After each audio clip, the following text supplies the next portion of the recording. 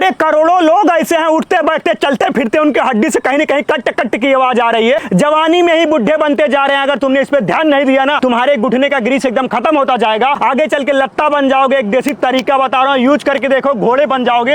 हड्डी इतनी मजबूत हो जाएगी कि लोहा पोहा टोट डालेगी। एक कढ़ाई में 1 चम्मच डाल दो देसी घी, 1 कटोरा डाल दो मखाने, थोड़ा डाल दो गुड़, 10 मिनट तक अच्छे तड़ा इसे भून डालो। भूनने के बाद इसे डब्बे में पैक करके रख दो। रोज 1 मुट्ठी मखाना चबा चबा खाना चालू कर दो। 1 हफ्ते के बाद तुम्हारा ग्रीस जो खत्म हो रहा था हड्डी का ना, बनना चालू हो जाएगा। हड्डी मजबूत होना चालू हो जाएगी। जो जवानी में बुढ़ापा फील कर रहे थे, जवानी फील करने लोगों का असली मर्द बन जाओगे।